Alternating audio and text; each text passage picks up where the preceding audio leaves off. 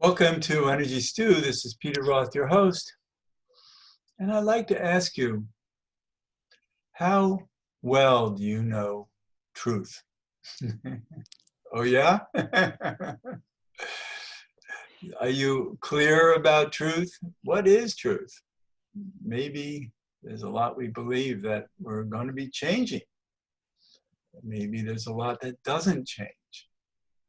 And to look at truth in the very deep ways, very exciting ways, is a man who I just met, but I've known about for a while, who I think has great skills. He's an innate healer, a spiritual guide, and an architect for the new human consciousness.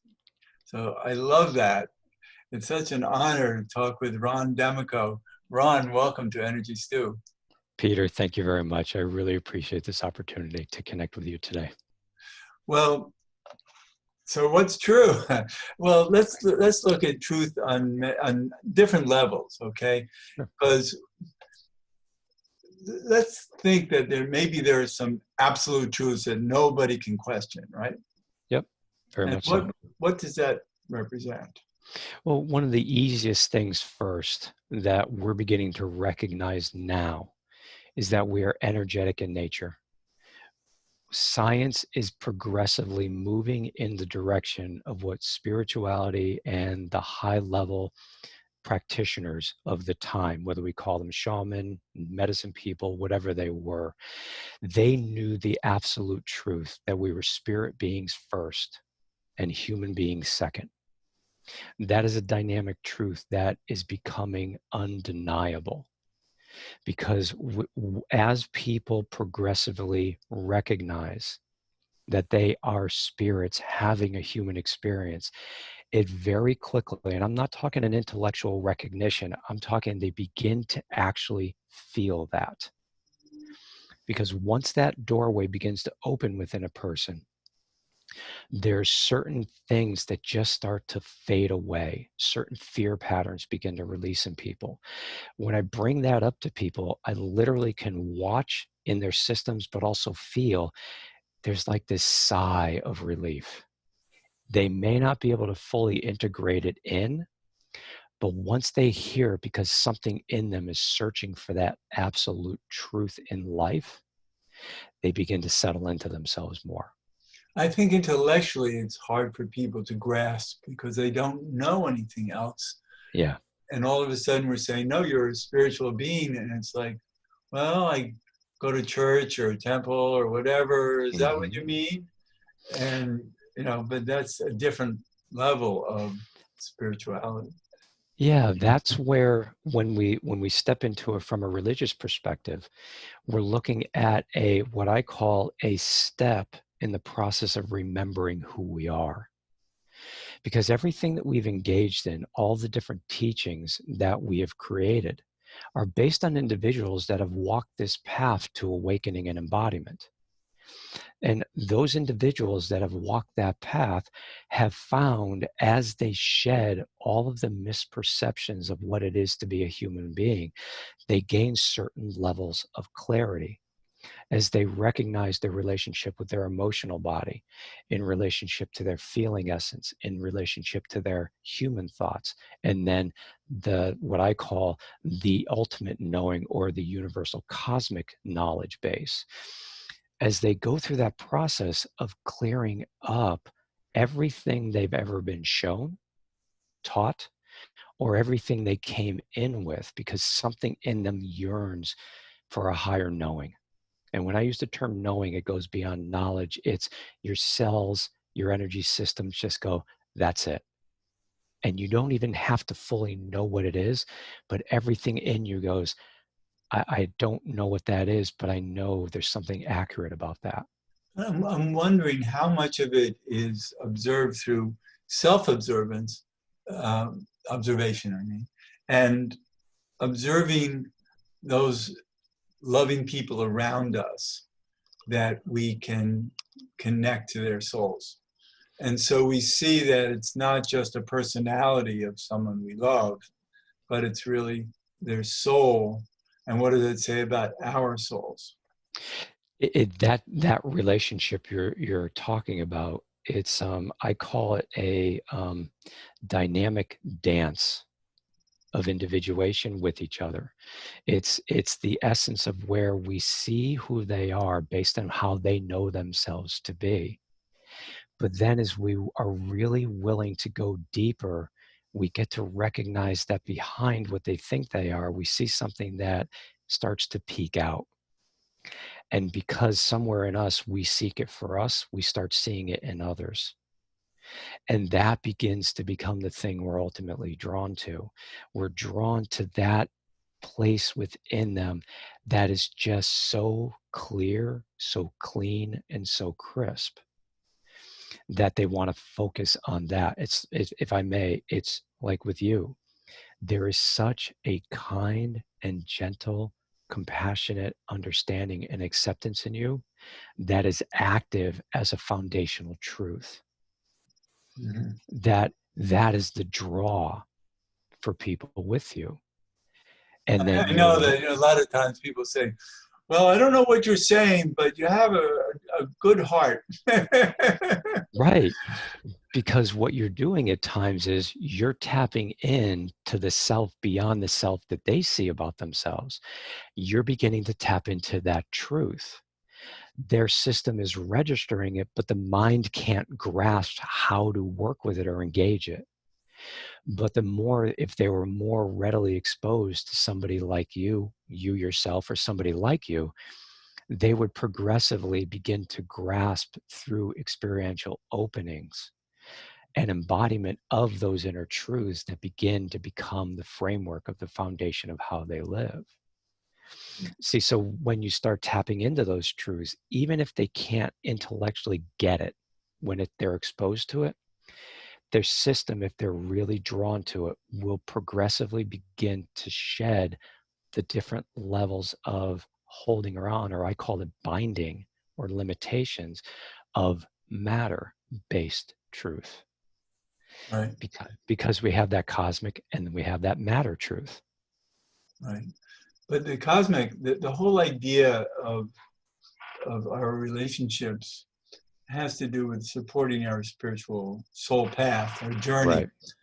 And there's so much that, the reason I brought up love before was, and we might not necessarily think that way, but we behave that way with people who we really feel a deep attachment to. Mm-hmm. There's more than just a personality. It's a much deeper soul essence that we're attracted to. Yes. You're feeling what I'm going to call their innate essence. You know, Right, at the beginning, we were talking about their spirit essence, their spirit self. You're tapping into the raw nature of who they are. That is the foundation through which the physiology is generated. Because as they allow that to radiate, that true essence to radiate forward, their biology begins to become reflective of it. And the more they align with that innate nature, as you're saying, of who they are, you know, whatever their soul path may be, as they keep opening up more and more, releasing more of the limitations, more of the past life dynamics, more of the family lineage that's in their genomes that they were exposed to through, just the energy dynamics of the family, body language, voice intonations that they were exposed to. As they really focus beyond all of that information, they begin to see the essence of the person. And as a person allows themselves to focus more on that, still recognize everything else that they hear, see, and feel. But as they begin to tap more and more readily on that, that creates the opening for not only that person to bring more of that nature out, but then the other individual says, I want to meet you there. And they just innately start doing that. right. And I'm thinking of when we lose people, Yeah. that the loss is not just losing somebody's personality, Yeah.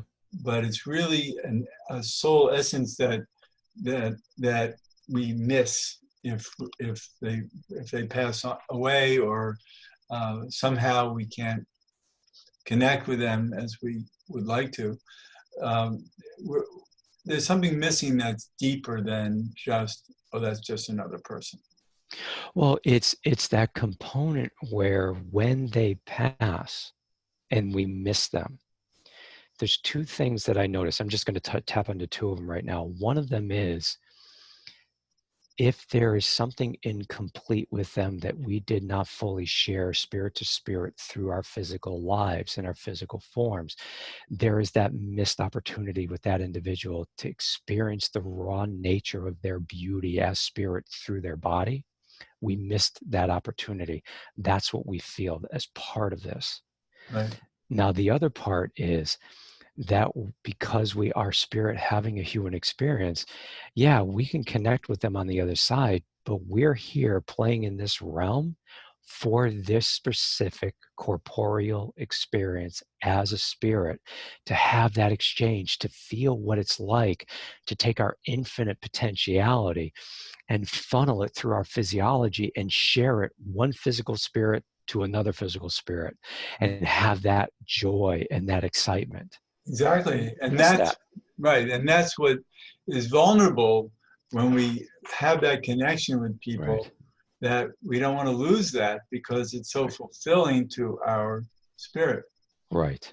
Because that's the life path. It's we're here to take that eternal nature and find incredibly unique and expansive ways of channeling it through this physiology, updating, upgrading, and evolving the physiology so that it can handle more and more of the potentiality that our spirit is. I think that's very valuable. Everybody should be paying attention to this um, identification of who we truly are. Yeah, because that makes all the difference in this particular world. It helps us put the reality of what we have created from a global dynamic and what life is. It helps us put it into proper perspective. It is reality. It's like you get stabbed with something, you're going to bleed. That's the reality. But the higher truth at that point is when we know, not knowledge, but embody who we truly are, that permeative quality of being poked and bleeding changes. Now, we don't know fully what that's going to look like, and I'm not going to discuss it because it'll get way too heady and confusing. But you begin to recognize who you are. You realize that we are here to have a human experience. We're not here to poke, prod, or destabilize people. We're here because we're in a power deficit. We're here to take the magnitude and the grandeur of what we are, not only elevate our ability to bring it through a physical form, but through that to help elevate everybody else to do the same. I think this is what's driving our population nowadays, is to manifest this greater part of us, and that we're not just numbers and bodies, and we've been relegated to that in many ways currently, and yet what we want to proclaim is the greater nature of our souls. Yes, How our souls need to manifest in this life. exactly. And that's part of why we're watching right now. Look at the global stage. Every operating system is literally at the altar. I love calling it the altar because the altar is the place where our human spirit self places what is in this world. And it's in the presence of another individual that is willing to be honest about what's there, or the essence of pure source, God, whatever we choose to connect with it as. We look at it from a neutral standpoint. We see it for what it truly is. And then we gain clarity on how to make the adjustments to all the different systems so that everything levels itself out. In other words, everything within us is fluid. There is no longer a dynamic power struggle. There is nothing more than us knowing our full nature at some level and gaining clarity on how to bring that forth as cleanly, clearly, and pristinely as we possibly can. And then gaining clarity through that expressive creative quality Did I get it the way I wanted to bring it forth? Not did it make anybody else happy or not, not did it meet the expectations of having wealth, but did I bring the wealth of who I am and what I wanted to make manifest in form fully to the degree I was trying to? And if so, great. How can I do it even bigger? Just because that's our innate nature, not because I'm in a deficit of myself, but because my nature to continue to bring more of my full innate potential and infinite potentiality into this form, but crank it up ever more. I think that's what we're going to be challenged with now, moving forward, because we can't go back to the old understanding of ourselves. No. We've been, I don't know how to say it, but we've been locked down in ways that our souls are trying to free themselves in new creative ways, new opportunities. We have to build a world where we can manifest better in, but we don't really know that yet. Right now, we're just kind of climbing out of a dark hole. Absolutely. And one of the things that we want to begin to show ourselves is that we can be there for each other, to honor the pain that you carry. Whether I'm directly or indirectly a causal agent or not is irrelevant. But am I willing to be fully present, to allow you the space to fully permeate this world and literally dispel all of the pain that is just seething inside of you? Am I willing to be there for you to purge that, to cleanse, to purify, to find who you are, to realign yourself, and then just love you? And then as I purge my pain because of what I may realize I did do directly or indirectly, you're being there to witness me going through that as we elevate each other systematically. So we're really going to be freeing each other to be more authentic Exactly. in this coming time where we haven't been able to spread our wings. What we want to do is not only spread them, but wrap them around each other. Absolutely. And we need to take our emotional palette, because everything to me is just like a color palette. We have the emotional palette, we have the feeling dynamics that we can experience, we have vocal expressive dynamics, and they're all palettes of creative expression. If we were to take the emotions and put them in their proper perspective and use them the right way, which is nothing more than creative expression, they're not meant to be interpretatory tools. We use them to interpret a situation at hand, and that's not how they're designed to be used. They're meant to be nothing more than creative expressive tools. We use them as a way of taking the essence of what we wish to bring into this body, and we use them through body language, vocal expressions, facial expressions, the way we dress ourselves, whatever we do, it is part of that creative expressive process. And that's it. And then we use the feeling body, the spirit essence, to take in what that experience was for us. And as we do that, then we go, okay, I see where it was perfect. I can see where it needs to be tweaked, even though it was perfect, because that's the only way I knew how to do it. Now I know how to do it. Right. And then you evolve to a higher plane of presentation and you bring it forth again. And every time we do that, because we've just elevated ourselves, we automatically begin to create this wake of momentum that just brings everybody that wants to along for the I ride. think what you're talking about still needs to be experienced coming out of this time. Absolutely. You're a prophet of where we're going and what we need when we're there to have these powers in us of understanding that will create the future. But right now, we're just grateful to get rid of the past if we can. Exactly. And one of the ways that we can begin that process is, and I said this to people, watch everything you can.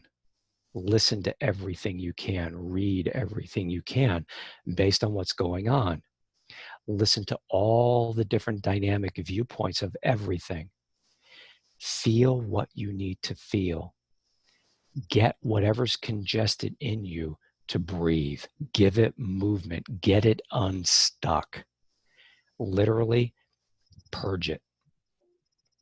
as you give it movement and you're no longer afraid of what you're going to feel, it makes it easier for you to be in the presence of somebody else that hasn't gotten there. We now get to hold the space for somebody else to do what we just gave ourselves. We can call it lay witness to them. We can call holding a loving space. We can call it whatever we choose. But when we're not afraid of what we're going to feel by letting ourselves feel everything we can access, we're no longer a prisoner to the social dynamics that are at hand. Because our feeling body and the fear of what we're going to feel is our crippling agent. Once we are free of that crippling, that limitation, it is easier for us to navigate through life because we are not afraid of what we feel. But we're going to want to be free of it because of what we've been through. Yes. And there is a quickening on this planet. Yes. Our consciousness is rising. So there's more and more opportunity to be clear and to see ourselves in these dynamic ways that you're describing. So what you really are telling us is where we're headed, not necessarily where we're at right now, because to try to identify what you're saying in the present moment, I think we're not there yet. I think we're coming into that where we're going to be challenged to be more authentic. And what does authenticity mean? What is the truth of our beingness, our soul, our purpose, and the ways that we do it all together, and what we each bring to it is going to be challenged in newer and different ways that can only be experienced by having heard what you've said in terms of interpreting our uniqueness, our drive, and our soul desire in more powerful, dynamic ways. Absolutely. And with what you're talking about, this is why when I do this with people, I will talk about these truths of where we're going and where we have the potential to go. Because you've said it, you didn't say it this way, but it's like we're running around chasing our tails. We don't know which way to go.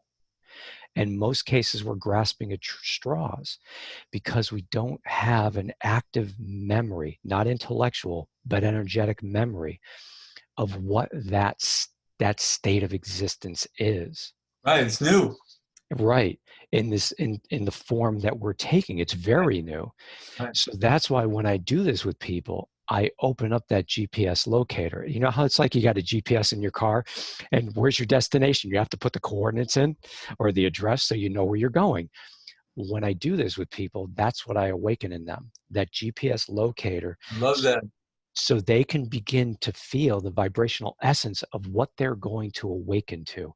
And at that point, if they've chosen that, every step they take, nonlinear progressive, but positionally progressive, meaning we can start here and we go nonlinear. It could be 50 steps backwards. Where you're going is irrelevant. You're going to go where you need to awaken yourself to that next step. But your GPS endpoint, which is embodiment, is what is driving what your next steps are, because your spirit knows that exactly. And that's what this process is for people. That's what I awaken in them. And that's what we're all searching for, because we're searching to feel who's got that code that we can open up, and then I can just start following it. Right. And right. And I'm glad that you have some codes. I'll tell you, it's just something that's always been there for me because it's always made sense. It's like the aging process, because before you and I started, we were talking about age. And I knew at 8 years old, it was one of those things where I just knew we could live well into our hundreds. I had no idea why I knew that, but I just woke up one day at 8 years old, and I'm like, why do I think we can live longer than I'm here? And wasn't that 130 years ago? Yeah, it was actually. Thank you for sharing that. I am far older than I look. That was cute. But and periodically I'll just wake up out of nowhere with no forethought and going, oh, wow, we can actually live that long. And now you're starting to hear science say that they're realizing this biology doesn't have to wear out at the rate that it does. Right. No, we can definitely live in well over 100, and there are new discoveries in science that are giving us that opportunity. But it's also great to find our wholeness and our greater purpose and be true to our soul in that journey. Well, we must, Yeah, because science is only uncovering the innate knowledge of truth. That's all it's doing. It's interesting. literally exposing what is truth. They think they're discovering, and all they're doing is uncovering the archaeological truth that was never fully embodied. Right. So new science is really breakthrough science that holds the whole picture rather than just Right. the chemistry or whatever. Right. And as they play with it from their scientific perspective, as us that live where we live in that dynamic essence of our spirit self and in search of how to more fully embody that, we start exploring and exposing ways of seeing the quote unquote God within us with greater detail, with science going, yeah, it's this, and spirit's going, yeah, and our spiritual self goes, yeah, we've been talking about that all along. Yeah, but this is what it is. Yeah, but this is how it lays out. You're Mhm. right, but it's much bigger than you think it Yeah, is. we're learning And the new journey that right, we're on, with the details being quite a bit transformational now. absolutely. So, Ron Damico, how do people reach you? They could reach me through my website, and it's ron-damico, DAMICO.com. They can also call my office line at 860-358-9272. You're in Connecticut, right? I am in Connecticut, but 99% of my client base is all over the globe, and it's Sure, all I remote. understand. We have Zoom Yeah, now, yeah. right? Ron, thanks so much for being a guest on Energy Stew. It's great talking with you. Thank you very much, Peter. It's been an absolute pleasure. And this is Peter Roth, your host of Energy Stew at prn.fm. I can be reached at peter@heartriver, HEART river.org. I'd love to hear from you, and thanks so much for listening.